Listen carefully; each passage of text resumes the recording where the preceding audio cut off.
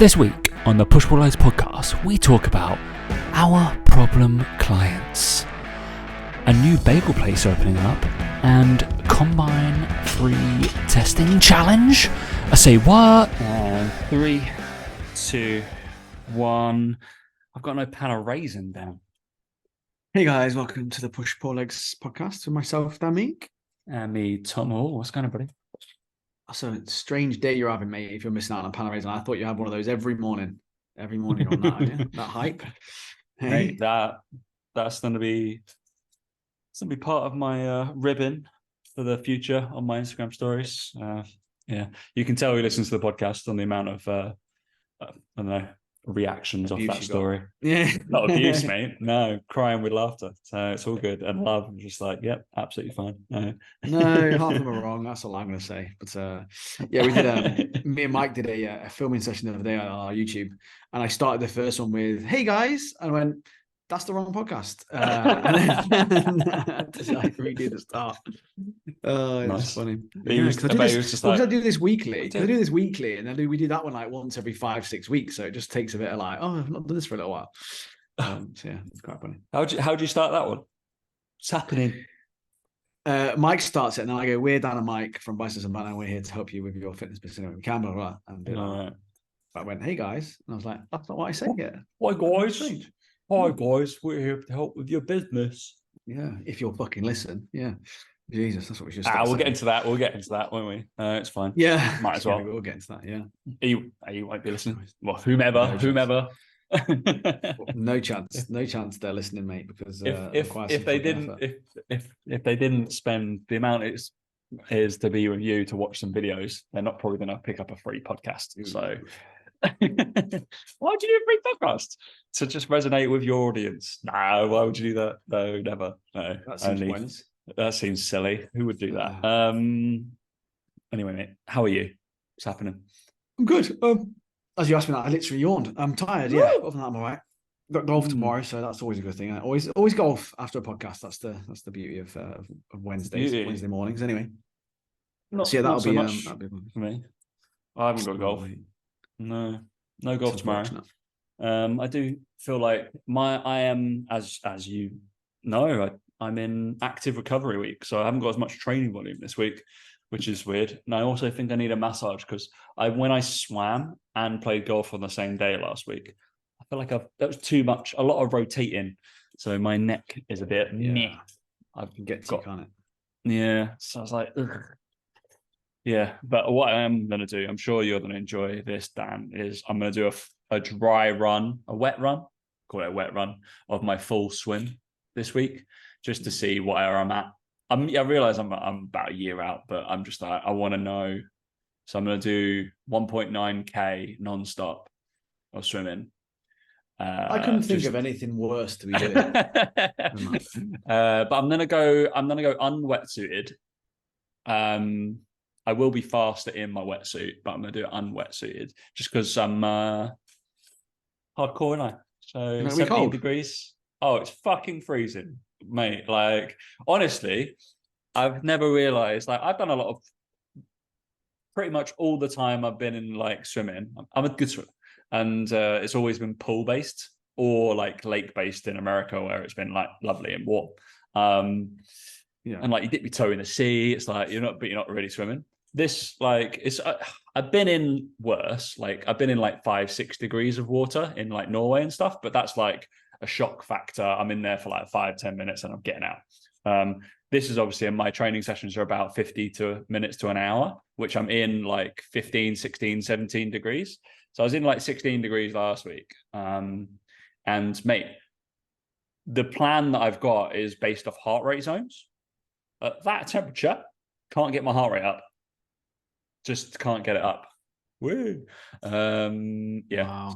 Just doesn't happen. Like I can't get it up above like over 130, 135. And I'm like gunning it. I'm like hitting like 100, like this won't mean anything to you, but like 130, like 125 hundreds. And like, nah, no chance. Can't even do it.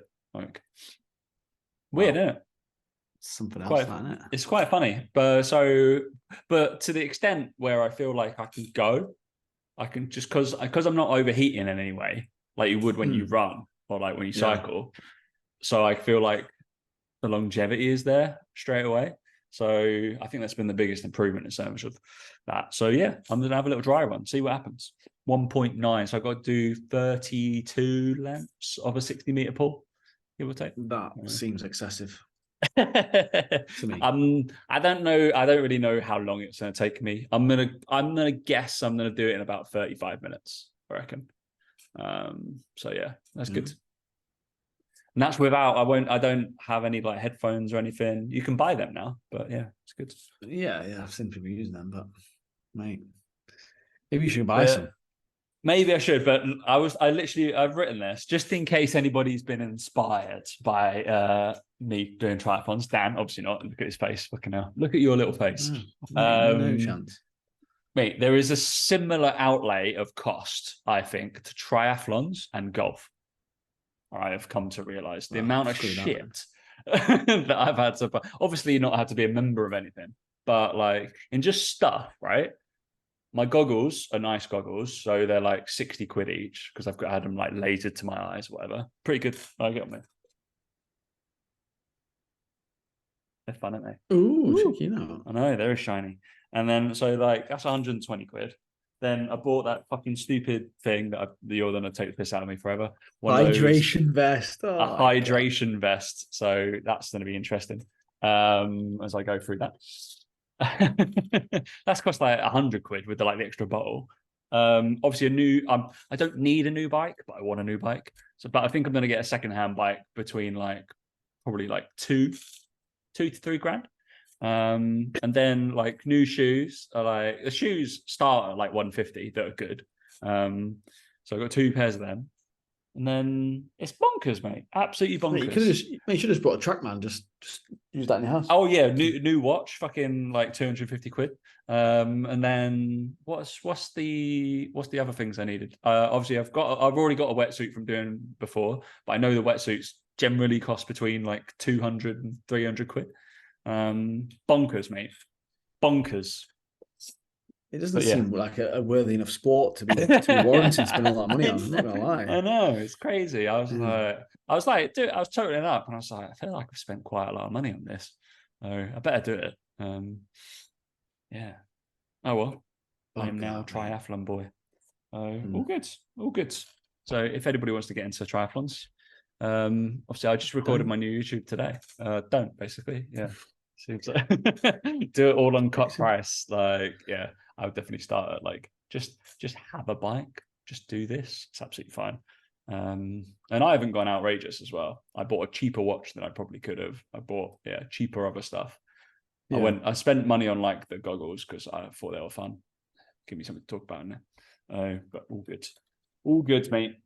So yeah, my runs are up nearer 2 hours now.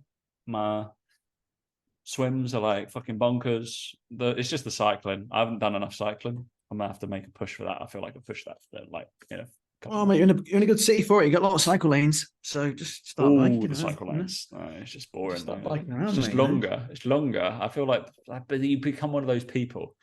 I'm like, there's plenty. I'm sure there's some cyclists that listen to this, but they're the cyclists that go around Regent's Park are the ones that I'm just they're absolute balance. Yeah. I think most cyclists are, mate. I think that's just part of the description, isn't it? That's I prefer doing my cycling inside. So yeah, I should just buy a watt bike. That'd be right. Easier. Just do that. Be easier. Just do that. So I'm sure if I stole one from another gym, so they wouldn't mind. Walk out with one. I'm just if I go in with high vis and say I'm there from watt bike to service it, and I've got to take it outside to do that. I'm sure I'd get away with it. Probably would have a much better chance, wouldn't you? If someone had come into the third space when I was there saying that, I'd have gone, yeah, okay, see you now. Yeah, off you go. Literally. I just crack on. I did that yesterday. I had to I was meant to be working from home all day, pretty much. And I'd mapped out all this stuff to film, had a perfect day. And then just 3 Polish lads turned up. And I was like, can I help you? They're like, yeah, we're here to read we did the walls last week, so we got to redo some of this stuff and like paint. I was like, have you? I had no comms from like my like landlord stuff anyway, and at all. And I was like, do I believe you? Like, I took like valuable things. Yeah, I was about to say, yeah, everything you own. I was like, thanks. I rang my estate agent, like, what the fuck are you doing? Yeah, interesting, fun stuff. But yeah, always good when you've planned out your day and then you have to. I went to my office and I was just like, great, I'm gonna have to move my days around in terms of what I'm doing.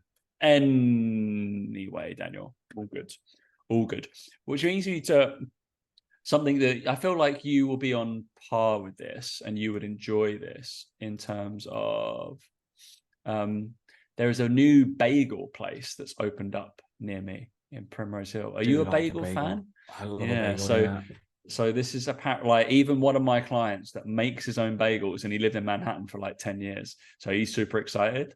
And it's like New York, proper New York bagels that they've come to Primrose Hill. So I definitely want to go. So what if I list you these in terms of what they've got? So this is a proper like there's different bagels and then they do different schmears. So obviously like the schmear of cream cheese that they put on and like stuff like that. What would you I don't care what's in it because obviously there's like salmon blah blah blah blah. We're just going to talk about bagel and schmear. What would you pick out of these, Daniel? So you've got a plain, a sesame, and everything, an egg, a garlic, a pumpernickel, a salt, a poppy, an onion, cinnamon raisin, or a rainbow. What are you having? Salt or sesame? Salt or sesame. Sesame's good, isn't it? I feel like I'm gonna go for an everything bagel when I go. I'm very excited. They've got like queues around the corner of this place. So and then you've got a schmear.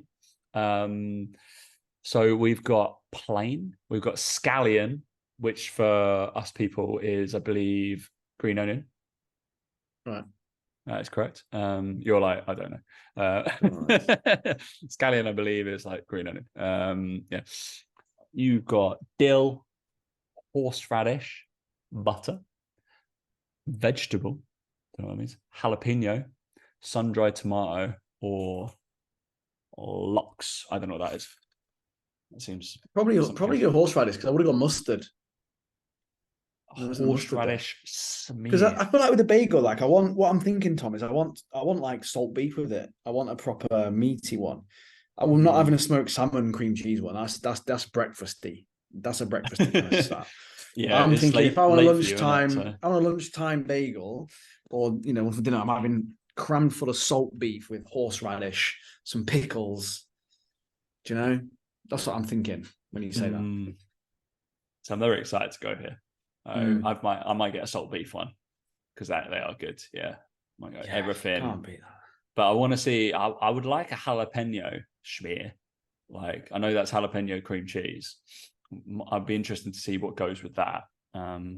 So if anybody's in London, I believe it's called It's Bagel or It's Bagels, and it's in Primrose Hill. It's just opened up apparently as a rival to the Bagel place, which is in Brick Lane, which is quite famous. So anybody is looking out there, apparently this place is the new place to go. That's coming from my client who makes his own fucking bagels, and he's like, these are good. And I was like, you make your own bagels, you weirdo. I should know. So he's the man to know. If anybody knows, it'll be Nick with the bagels. But anyway, have you seen Castor? With the brand, the sweat retaining shirts, the football shirt, yeah, really bad. What's really funny as well, they're also looking for investment right now. I believe they're trying to like raise capital. That's not a good thing. Probably for new t-shirts, I assume. They clearly need new shit. So yeah, if anybody I think Adidas has a bid like 40 million for them or something like that. So, but if anybody got a spare 100 million or so to invest in Castor, I believe that was what they were looking for. But yeah, they've got very sweaty tops. I always thought those, because obviously we've worked in football, the sweaty tops are always the fan ones, right? Not the pro ones. The pro ones are always normally a little bit different, and they don't retain the warmth like sweat. And you probably see me in my my shirt roulette. I get very sweaty because they're just fan replicas, and they're shitter material. But probably still cost quite a lot. I don't know. Yeah, I mean, it's all kicked off because the women refused to wear it, and I'm like, why does it matter with the blokes or women? I don't understand why it's any different. I think it's more the it'll look like a wet t-shirt contest. Okay. So you'll be able to see boobs and nipples and stuff like that. Oh, Probably not a right, good thing. Usually, women's boobs and nipples are a little bit more sexual than men's. Depends on which way. Should they be, Tom? Do you know what I mean? All I'm hearing, Tom, is that there's people wanting you to wear your sweaty t-shirts when you go on your runs. So, just saying. People want to see it, mate. Yeah. I didn't know it was like sweaty. I thought it was more because it like retained it, so it was heavier or something, like made it harder. Oh no, it looks fucking awful. Okay. It does not. It is not a good look, mate. It is not a good look. Yeah, unfortunately, I believe that's because that is why. Anyway, all good. Has anything happening in your week before we actually delve into some stuff?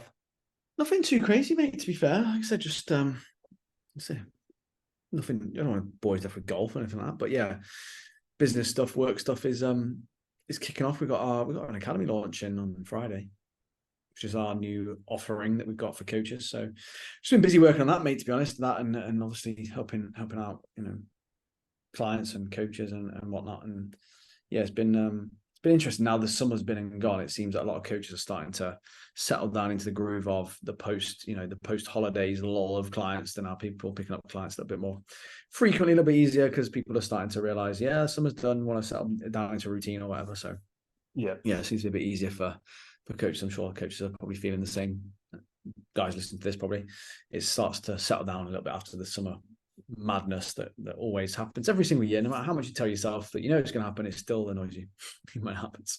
That is correct. On that as well, I think I'm going to run because I'm playing around with what I'm doing with my combine. So I think I'm going to run a free combine week for everybody who's interested. I believe if I don't DM you, you can DM me. I'll put that out there because obviously I will have outreach in terms of people who follow me, etc. I will DM you every single person that I deem I might be interested. Will probably get a message from me in the next 5-6 days, I think. But I believe I'm either running it. I've still undecided the details. It either be next week or the week after. So pretty fucking rapid. If you want to do it, it's basically a test week. A very not as intense as my actual combine, but all encompassing in terms of training for fucking something. So if you don't have anything to train for, if you don't know where you're at, and if you're a coach or anything, might be something to actually do. So all packaged for nothing. Look at that, mate. Wonderful. There you go. For nothing. Just I need it tested out again. Wonderful. All right. Yeah. All right, we're going to talk about just one thing, I think, because I didn't start my timer. Worst purchase ever still. Always forget. But I'm still persisting with my notes. All good. And I bought a new bottle, Dan, for that, oddly. It's the same, basically the same as last one. Those bottles have made the news over here in Dubai because they've been melting in the heat over the summer. Over the summer, they melted. Yeah, I bet. I brought mine last time, but it didn't melt, obviously. But I imagine they would do, yeah. People said they're leaving them in cars and stuff over the summer and they were just melting, come back to melted. It's funny. That's good. Oh, but yeah, if anybody on the YouTube, so my other one, they are exceptionally hard to fucking clean. This bit, like, no matter it never really gets dry. So it like got some like fucking black mold inside the tube. And I put it in like baking soda and like vinegar and all this kind of stuff. Did nothing to it. So I was like, this seems, because you can't quite dry it out unless I'm going to stand there in a sauna or something like that. So yeah, that's annoying, isn't it? In constant use. So I realized they only cost about £10, but still slightly annoying that I can't keep it going. Anyway, and until chilies like have a little nice sucky bit, which they do kind of, but you still have to. I'm too lazy to pour. I need to suck. You sucky. You love a good suck. I love a good suck. So we're all good. Wonderful. Right, we're going to talk about, I guess, from entering businesses, from this little peek behind the curtain. Dan got upset. No, Dan didn't get upset. Somebody got upset with Dan, basically. Yeah. But we'll talk about it, because it's certainly something that happens in my business. But I'm too chill to really get that worked up. But Dan obviously takes stuff very personally, so I'm very proud of him that he just went, no, fuck off. And didn't get worked up like the angry little man he can be, but he's fun. Yeah.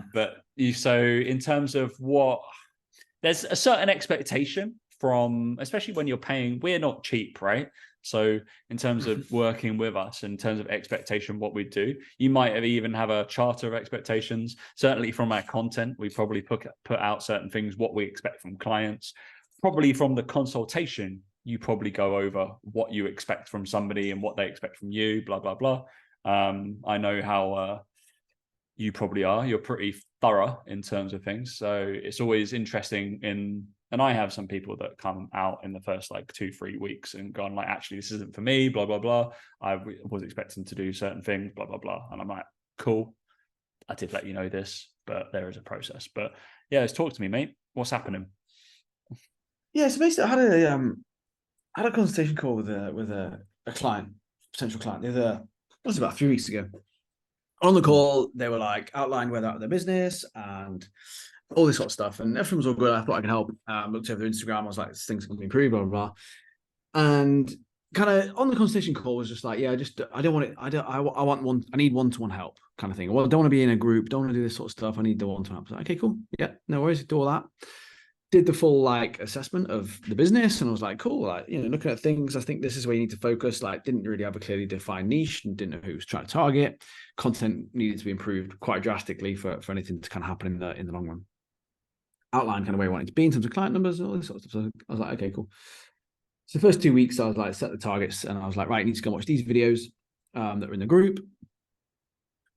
Hour long each video, over 3 hours of kind of like watching videos over the next 2 weeks. Make some notes, tell me what you've applied to things, tell me what you've taken from it, and then based on your niche and based on where you're at, I think you can start creating this type of content like this for them and see what happens.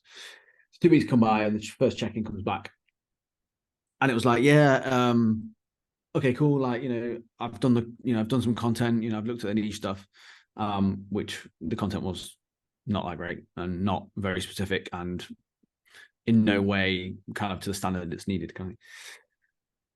And then sort of on the end of the check-in sort of mentioned, I thought I was clear. I don't want it to be a group thing. I want the one-to-one help. Like, I want your input on my content. I want your input on, business strategy and kind of where I can take this business forward. Like it seems at the moment, all you've asked me to do is to create content and post it. Like, I thought we'd be talking more about business strategy and like what I need to do to improve things and all this sort of stuff. So I sent them a video back. I was like, yeah, like, like this is like the first step of that. Like, you have to master this content. There's no point kind of like looking further beyond content because it's the pillar of what you need to do.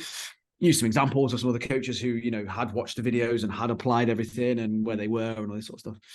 And basically just got a bit of an upset voice note back basically after that. Was like, look, I told you I don't want to be in a group. Like, I don't think for what I'm paying, I need to be told to watch videos and be in a group. Like, I need your opinion on my business strategy, my business going forward. I thought we'd be talking about more strategic things. Just kept saying the word strategy over and over again, like literally like over and over and over again.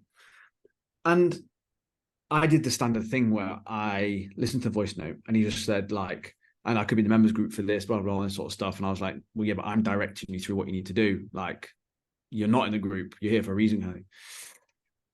And I basically wrote out a massive, long reply. And I was like, on the reply, I was like, look, you paid for my advice. Like, you paid for all this sort of stuff. I was like, a business strategy, ultimately, when you're an online coach, is to post content. Like, it's the fundamental pillar to any business. And I was using examples. I look at Alex Hormozy, look at some of the bigger dogs in this industry. Look at Gary Vee. They just post content all the time. That is their fundamental business strategy for increasing, exposure and making sure they get eyes on their brand. And I kind of went deep into this side of stuff. And I was like, look, I said, it's a fundamental part of it. I said, I need to upskill you using these videos because you're not at the level that's required for me to have these discussions with you about strategy. I was like, you don't have a business to strategize. I was like, you need to start again from scratch, kind of thing, basically.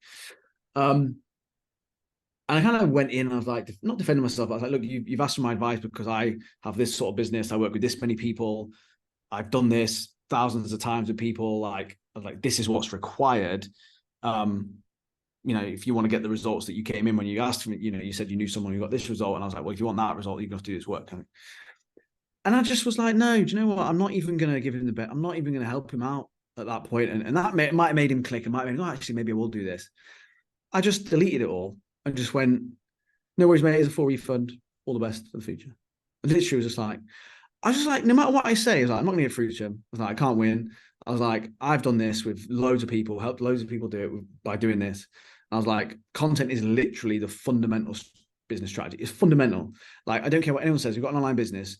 75% of your strategy is posting content, and it has to be done right first before you can move on to anything else when it comes to creating a product, a new service, expanding your team, expanding your client base, whatever. It's fundamental. And I just was like not prepared to work with him because I was like, I just don't think this is going to work now based on what you've said. I'm not going to do it. So I just gave my money back. It was like, I said to you, didn't I, just before this, I said, I think sometimes people want you to want them. They think that you need them. And I'm like, I don't need you, mate. I don't need you whatsoever in my business, in my life. I don't need the money you pay me. It's like I can pick and choose now. This exact position that you want to be in, I'm in, and you're now not listening to my advice. It's like, cool, mate. It's like our business. And that's the thing. In the text I said to him, I listed out like what our business was doing now and all this sort of shit. And I was like, our main focus is content, and we're at this level. You're nowhere near it, and our focus is on content as our main primary business strategy. So I was like, when you almost feel like, who are you to tell me how it should be done? Like, I was like, that's what I just said. I was like, don't worry, mate, crack on, no. Have fun with your strategy, see you in a bit. And since then, it's posted no content.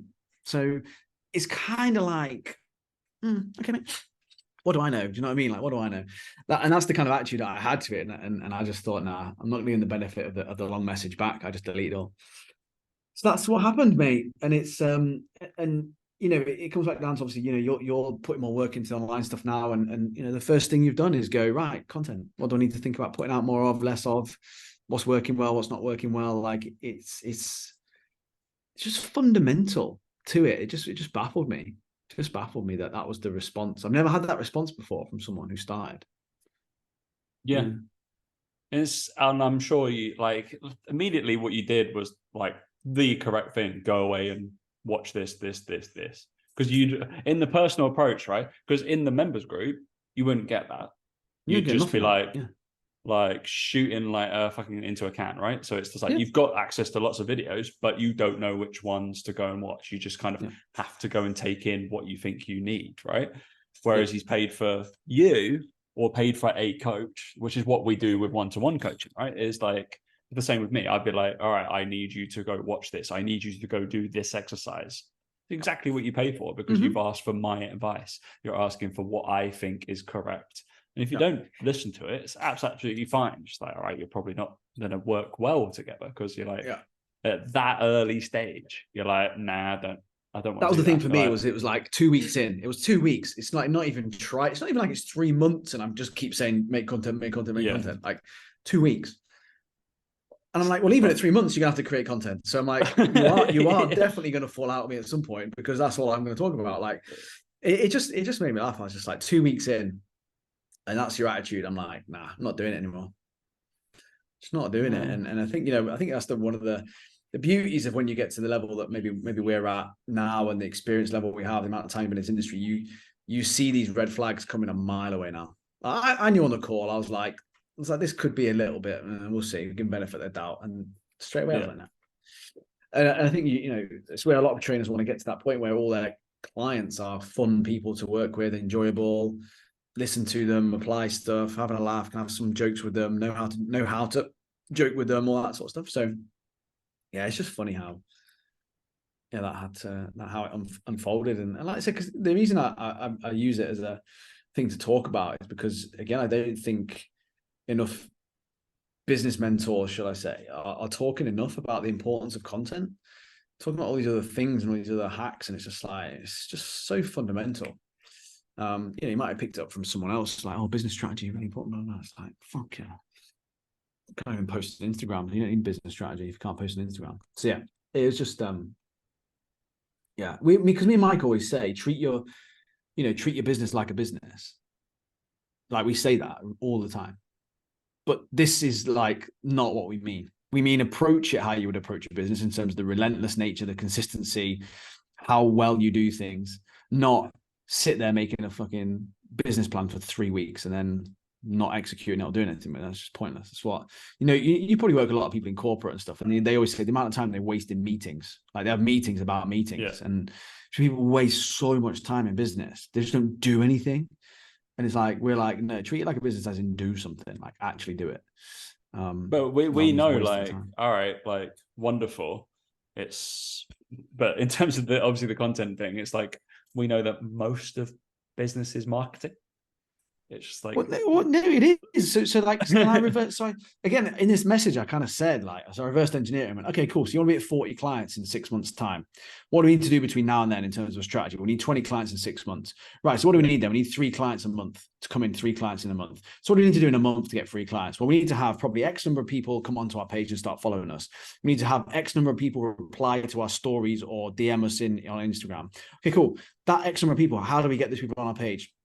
Post content. Right. There's a strategy then. There's the strategy. Like, but the whole point of it is like the whole point of the way we do things with check-ins and we do things on a really like step-by-step basis that I don't need to confuse you with all that. And I know all that. I've got it all in my head. I've got it all written out. But in the next 2 weeks, all you need to do is this. That's it. Just don't think about anything else. Don't look at the future. Because it's what a lot of coaches do. They think about where they're going to be in this time next year. Oh, I'm going to have a YouTube channel. I'm going to be here. No, just post some content first. Just take one step. Just take that. It's like, oh, I want to squat 100 kilos. Yeah, but you squat the bar at the moment. Let's just focus on the bar, shall we? Yeah, it's that. It's the equivalent, and it's and the guy's like a bodybuilder, and I was like, it's like people wanting to step on stage and going, oh, 2 weeks in, I'm not there yet. Well, you're not going to be, are you? So just train first. It just baffles me that they can't see it, and yeah, just. Yeah, that was it. That was the interaction. And obviously, I thought it'd be useful content for a lot of clients, or potential coaches or potential clients, whatever, to realize that there's nothing you're missing. There's nothing magic out there you're missing. We're still posting content daily now, all the time. So's Tom. Do you really think it's not that important? We're still doing it all the time. So yeah, it's just there's like, look at the biggest companies in the world. There's still Coca-Cola. Don't think they probably have to advertise and post content. You know who they are. Either still don't buy their product. Still see the fucking on like an advert every single day, or like big Christmas shoots and stuff like that. They're still going to post content. Still going to post everything like that to try and attract customers and get more market share and stuff like that. It's just, yeah. But it's interesting in terms of, like, we say troublesome clients, that kind of thing. Maybe going through there, because I wouldn't say I haven't had troublesome clients in terms, but I definitely have had people who, with a similar ilk, would sign up for something. It's usually a case of maybe he's seen your content, shock he signed up with you probably because of your content, right? And then bought into it, which is great. But they expect something quickly. And it's an interesting thing in terms of, you probably build in like client journeys very purposefully into your business, because you know it for 99% of the people, this is what will work well. And it's like, yeah, it's still going to be a personal journey, because I get them from my athletic background, right? There's certain things, just like you're like, all right, I need you to create content. I need you to do this in the first 2 weeks and watch these videos. I have a super similar thing. I need you to film these exercises. Some people won't even fucking do that, but they're super basic things. Film these exercises. Like, oh, but I'm a bit embarrassed about filming myself. Fucking coach. What? You mad? Like, you they ask their own clients to do that. I'm like, what the fuck? Like, that's a red flag for me sometimes. I'm like, I need you to film. Like, how the fuck am I meant to help you? Certainly, because literally just one client I had this week, I managed to pick out straight away an external rotation and inversion issue. And I was like, how long's that been there? Is there a previous injury or back? Yeah, cool. All right, I wouldn't be able to see that if I didn't see you jump and didn't see you squat. Wouldn't be able to see it, but I need that. Okay. Really simple fucking things. I asked them to do 2 sessions where they completely film themselves.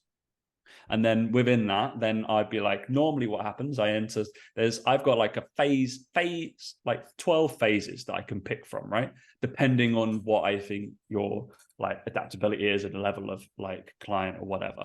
And I'll pick one of those more than likely for the first 3 to 4 weeks for adherence, to see if you'll do movement patterns that you haven't done maybe for a while or reintroducing, and to just make sure you get moving correctly before I throw anything that is advanced at you. And I'm using air quotes, advanced. It might not be advanced. It'll be more like tailored towards your sport. But it's the same as like a rehab protocol. I've got a general strength or general like training. Dan has to go through general fucking content and look at your business first before you get to that nitty gritty stuff to earn that right. It's the same as the bodybuilding stuff. So, and I probably had a handful of people that have left within the first month going, I'm not too sure this is for me. It's either too different, or I was expecting to do something like get there quicker or blah, blah, blah. And I'm like, I don't know what you want, unless you're seeing me in person. I can't really assess you this way, or I need you to do this first. And there is a bit of a process to it. And yeah, if I think you're doing really well after 3 weeks, like I'll change it straight away. It's like I'm pretty flexible in certain things, but yeah, that's what will tend to happen. And based off your sport, or based off if you're doing high rocks, or based off you're doing that, I'll get you to test as well, because I need you to be physically able. Probably if you're an athletic person, I'm going to test you as well in the first 4 weeks. Week 4 is a combine week for most people, an adaptive one, but I need you to do that. And people bottle it before that. And I'm like, all right, well, that's my whole ethos of my business, is like, I'm going to get you to test it, and get, like, a bit anxious about it. No, fine. Guess what? If you don't want to look at your bank account, I don't know what's in there. Like, or if you like lie about your client numbers or anything like that, it's just about lying about your physical fitness. We don't need to see where we're at. Yeah, we do, because I need to know where you're fucking going. Like, I need those results to decide where you're going. But that would be a similar thing for that lad. Obviously, like, yeah, probably needs to get some content out there to know where his business is going, what clients he's attracting, that kind of thing, right? So chances are, it's just like you said, it's you need the baseline to know where to improve. It's not going to improve without any feedback, is it? It's just going to be the same shit you've always put out. It's not going to get you. And I'm sure like you took on as much information. I'd encourage that. I asked for like, what have you done programming wise for the last possibly 6 months? I'm like, have you got any screenshots or anything like that? And all that kind of stuff to look through, blah, blah, blah.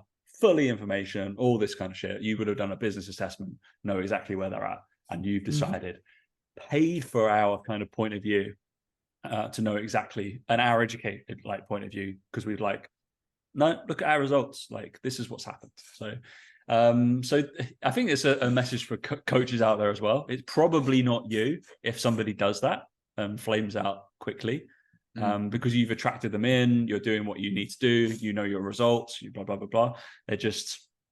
They want some sort of magical thing. As long as consistently you're producing results, that's what I would say. As long as consistently you're getting good feedback on your processes and on your systems and all this sort of stuff, and you're getting results, it's not you. If that's happening and you're not getting results, there might be people that are too nice to say anything straight off the bat, and they're staying around, and then they're going, no, I can't bother.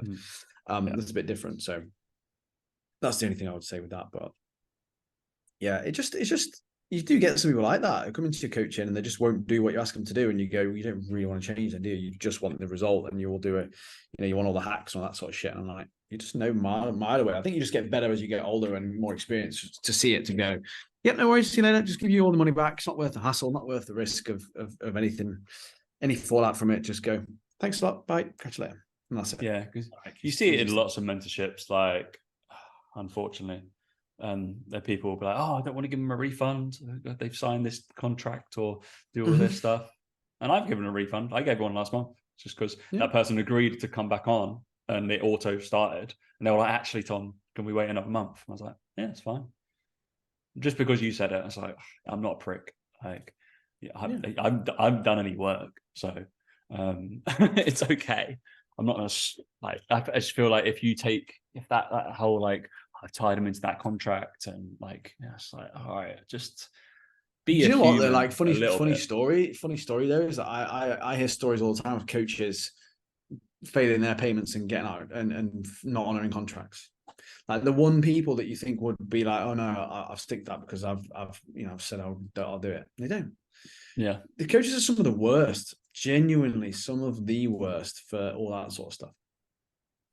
Painful, mate. It's so painful. Like hearing them talk about it because I'm like, I know what you lot are up to. Like I know what you do. So yeah, it's just is what it is, isn't it? Unfortunately. Unfortunately, got to look in the mirror every now and again. But yeah, it's a nice, short, sharp look of But people, I guess there's an expectation. What do you think you could do? I don't know. How would you go about that if somebody, if you're getting a lot of those people, or would you going into your business and leaving very quickly? Would you look at your, like anything that's happening? There's probably something to do with your onboarding there. There's a problem. Maybe you are asking too much of them. Maybe you are being a bit too much or too over the top with assessments and that sort of stuff. That's why I said if you're getting a good 90% of people go through your program and get great results and love what you're doing, then you're fine. But if not, then there's probably something about it. Either your messaging is well off. It'd be like Tom putting out loads of content saying, I don't agree with testing. There's no point testing. No point assessing anything. And then they come in and go, right, here's 12 tests. Here's loads of assessments. It'd be like, well, that's fucking weird. So just making sure those two things marry up. I hear coaches all the time say, oh, help people lose weight without giving up foods that they love and also without the restrictive dieting. And yet someone comes in and they go, right, these are calories, these are macros. And it's like, well, that's restrictive. So people will go, well, you said it wasn't restrictive. Well, no, it is. Oh, but I can fit whatever I want in those calories. Yeah, but I can't fit a whole chocolate bar and eat the amount of protein you asked me to. So I can't really eat the foods I love, can I? Do you know what I mean? There's a bit of that sometimes where it's like, well, make sure that what you're saying is what you get, kind of thing. So yeah, it's just that's one thing to think about, I would say. So whilst we're on the subject of that, then, well, subject of shitty clients, what's your worst client you've ever had? I don't know. It depends really on what you mean. Because I've had some, as in like I've had some that don't really check in and do much. But I know that's the worst because they're not really like much problem for me then, is it? No. Do you know what I mean? Like they're not making me work for it. But I've had some that are just very resistant to change. And like I think in my earlier years, I had some that are very resistant to change that I just should have called out sooner on them lying to me. That I know now in hindsight as I'm older, I know that I've got clients that lie to me and I'm just like, I just say to them and say, look, you can carry on this whole charade if you want, but you're not going to get anywhere. So we either decide to change something or we just stop. I'm much quicker to say that now and call people out on it than I used to be. But I had one that she was, I actually think, it's going to sound awful. Looking back in hindsight, I think she was probably actually in somewhat of an abusive relationship in the sense of how quiet she was, how timid she was, the way she talks about her partner, but also the lack of self-confidence in herself. But just, she was claiming to be on 1,300 calories and not losing weight. And she was 90 odd kilos and was going to the gym and doing all these things. And I tried all this sort of stuff and she would never really ask for much help. Was always doing everything to the T, but never losing weight and couldn't work out why. And and looking back now, I do question that whether she was not in a great place, like with all that stuff going on. But she was one of my worst clients for just like not doing anything, like just give me nothing.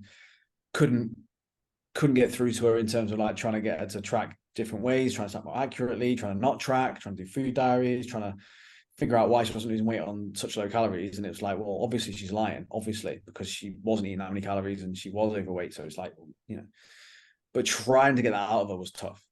So a lot of people, they just tell you, just fucked up, lied, whatever. It was a long time as well. Long time, like through coaching, to the point where she actually left and came back as well and did the same thing. Just kept lying. So yes, it's one of those where there's not much you can do. Unfortunately, no, there's not much.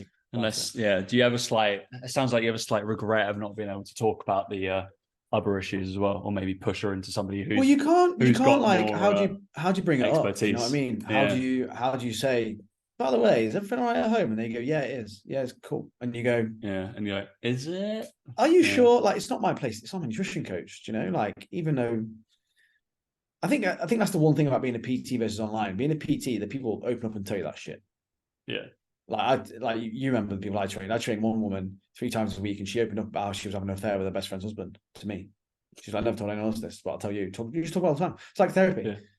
You know, and you kind of can give your opinion then because you're in person. She's clearly asked for it and told you. Whereas online, you're not going to get someone say that on a video message and send it to you. It's just not No, as done as it is in person. So, you know, I don't think it's my place to not to say anything, but there was enough little hints and dropped in that looking back, I'm like, actually, like for example, she would looking back now again, it would be like her husband or boyfriend, it wasn't husband, her boyfriend's parents would come over. And she would be like, "Oh, I'm gonna get judged, and there's gonna be little snide remarks and things like that, and just little things like that." Now looking back, I think back and like yeah, maybe there wasn't something quite right there, but I can't help, can't do much on that point of view. Yeah. But would explain why she was. I say a bad client sounds make it sound really bad now, like I make out she's a bad client, like, but I mean bad as in like adherence and like just not doing anything. Yeah. But could have been for a very good reason, so who knows, but yeah. I've had a few that, like, in terms of adherence, stuff like that, that's fairly, I think all coaches do. I had one. Do you remember that one I had in person? Who was that one we had in person? He trained with me and you. I'm sure he did. He was an overweight guy. He was an overweight guy. No, I don't think. Well, trained. I think I did his assessment, and then I was like, oh yeah, Dan's got that time free. And then and then I was you like, stitched me up. Client, Dan. Yeah, you stitched me up, and then he came over. He wasn't worth the money. Yeah, no, he wasn't at all. So we did our first session, and he was like, "Oh, it's a really hard session," and I was like, "We just did body weight." Like he kept going on about his knee. He kept saying he had a bad knee, and I was like, "Okay, you got a bad knee, wicked. Like we'll take it really easy." Like did literally like body weight split squats, body weight squats, TRX rows, like just nothing crazy in our first session, right? And then he came into the next session, like with a knee brace on and like slightly limping. It was about 5 days after that or something like that. And you just went like, "Mate, I'm not training you again." It's actually a theme, actually. Like my worst in-person clients can be worse. That I think because online clients tend to have bought into you a little bit more, right? And obviously you don't get as much contact with them. So in person, two stand out. One, I always remember the story of like he stopped training with me because he trained, and then like, yeah, it's fine. We've been training for like probably 2 or 3 weeks, and then I pushed him a little bit harder because we set some foundations, blah blah blah. And then he apparently was he cancelled, and then he sent me a note, a doctor's note, and he said, "Yeah, I've been to the doctors because I've been so like I felt so shit, and I felt so like sore and all this and blah blah blah." And the doctor says I have something called DOMS, and he literally sent me an email. I was like, "I don't think we should be training anymore because I don't want to feel like this again." I was like, I was like, "Are you being serious?" I was just like, "You have delayed onset of muscle soreness." I was like, "It's like, yeah, it just came on like after a session." I was like, "Yep, I know." That's fine. Yeah, literally, that's a normal human thing. Normal human response. It means your body is trying to adapt to the stimulus. I would be worried if it happens in a month's time, but sure. That was always funny. Then I had one guy that worked in finance, and it tends to be guys. I had one girl, it was quite similar, who was just like, when I'm going to see results, works fucking terribly in the gym, barely like lifts a finger, doesn't like put any effort in and at all, trains once a week, like can barely squat. Obviously it's my job to motivate him or anything, but barely listens to what I'm doing. And he's like, "Oh, I haven't seen the results yet." And I'm like, "Yeah, I see you for an hour a week. What are you expecting?" Like, I can't change anything. Yeah. And then would complain that it's too expensive. And then I'm like, don't train then. It's fine. You're in a gym that's pretty premium, so I don't really understand the cost kind of thing. So yeah, it was always funny, always quite funny. Blokes tend to be worse, I swear. They get worse bloke clients than females. Females tend to be like, yeah, let's do this, let's go. A little bit more, into it, into PT. I think they tend to be better like in-person PT clients than guys. They'll probably tell you stuff as well. Good, mate. That was a full-on client bitching session. Lovely. Yeah. Love it. Yeah. If anybody else has got some shit clients, then so let us know. Let us know, yeah. Right, I'm in. All right, any other business, Dan? Not for me, no. All good. Not for me. Obviously, free combine. It'll be some aerobic stuff, from some strength stuff, some snippets. Find out where you're at. I will DM you if you don't DM me. It'll be on my email list as well. If you're on there, you'll probably find out. But yeah, we're super simple. Upload on Stridus, get you moving, 7 days, bosh. And then I'll actually tell you where you're fucking at with your training. Easy as that. Awful advice. Just like Dan, I will tell him where he's at. It's golf. Just joined the Kiddies Academy, so he's gonna learn fast. All right, guys. Thanks for listening. We'll catch you next week. See you later.